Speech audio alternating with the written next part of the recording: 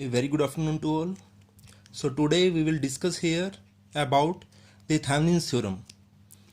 So we will state and prove the Thevenin's theorem here.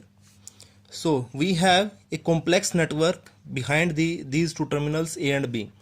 So and this complex network as shown in figure A, we will replace this network into this simplified equivalent circuit with single voltage source and resistance. So according or figure A shows a network enclosed in a box with two terminals A and B. The network in the box,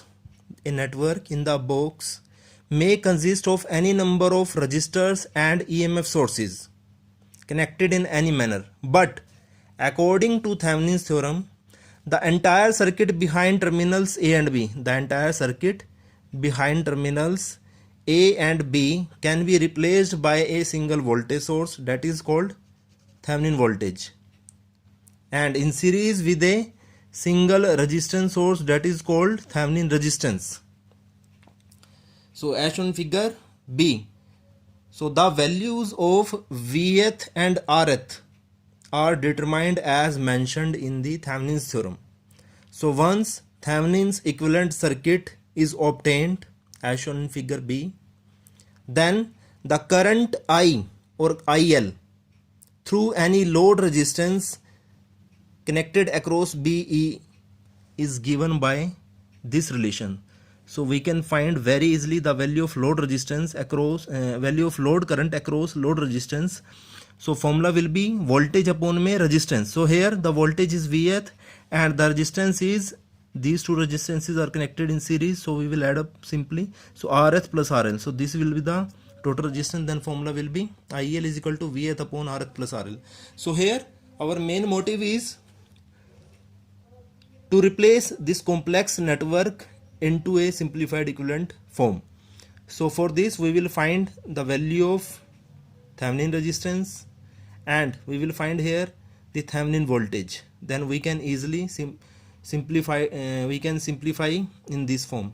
So for example, if we have a network, so this network behind terminal A and B is a complex network. We can see, if we see from here behind the terminals A and B, then this is the complex network in which there is EMF sources and resistances are connected in any manner. So we will simplify this circuit diagram into equivalent circuit. So we will replace this voltage source by a single voltage source and these resistances by a single resistance. So again we will connect the load resistance and last we will find the value of load current here. So firstly we will find here the Thevenin resistance. So what is the procedure to find the value of Thevenin resistance here? Simplified, we will replace the voltage source by internal resistance of a battery, if any. So here there is no internal resistance, so we will simply short circuit the terminal by a wire or a conductor. So here we can see we will remove the load resistance and we will apply the Thevenin resistance between terminals A and B. So from here how we will calculate Rth? So simply we will see here how many resistances are connected in series and how many resistances are connected in parallel. So from here we will see here the R1 and R3, these two resistances are connected in parallel because R3 is connected, the two terminals of R3 is connected with here. So according to this, the R1 is in parallel with R3, then R2 is in series with these two resistances. So formula will be R1 parallel with R3 plus R2 is in series. So we will add up, and when we will solve the parallel resistances, then simply we will multiply both and in denominator we will add up both resistances. So R1 into R3 divided by R1 plus R3 plus R2. So this will be the value of Thevenin resistance. Now here we have calculated the Thevenin resistance. Now we will calculate here the Thevenin voltage. So what is the procedure? According to this network, simply we will take voltage source, resistances, but here we will remove the load resistance between terminals A and B. Simply, just when we calculate here the Thevenin voltage, then simply we will remove the load resistance. So here the circuit is same, but here between terminals A and B we have removed the value of load resistance and applied Thevenin voltage here. So how we will calculate Thevenin voltage? So we will calculate from this formula voltage across resistance R3. So this is connected. So when we assume the current is flowing from positive to negative, so current here flowing, say I current is flowing.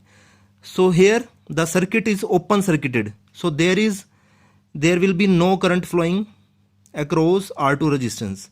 Only current is flowing in this loop because this is open circuit, so current is flowing only in this loop. So from here the formula will be across voltage across R3. So voltage across R3 is equal to, formula will be I into R3, current into my resistance R3. So here we will calculate the value of current. So current will be according to Ohm's law V by R. So here V is the voltage, V divided by total R. So these resistances are in series, so we will add up R1 plus R3. So I is equal to V upon RT, or RT is V upon R1 plus R3. So simply we will put the value of I in this equation, then we will get Vth is equal to V upon R1 plus R3 into my R3. So this is the value of Vth here. So we have already calculated the Thevenin voltage and Thevenin resistance. Now simply we will replace this circuit into a simplified equivalent circuit. So here we have already replaced with a single voltage source Vth. We have already calculated the value of Vth, and in series with a single resistance, that is called Thevenin resistance. And at last we will connect the load resistance between terminals A and B, and across this load resistance we will find the value of load current, and the formula will be of load current is equal to the voltage upon my total resistance. So here voltage is Vth and total resistance will be Rth plus RL, because these two resistances are connected in series. So then from here we will calculate very easily the value of load current. So this will be the procedure of Thevenin's theorem. So thank you so much. In next video we will take example of Thevenin's theorem, and we will calculate the network using Thevenin's theorem. Thank you so much.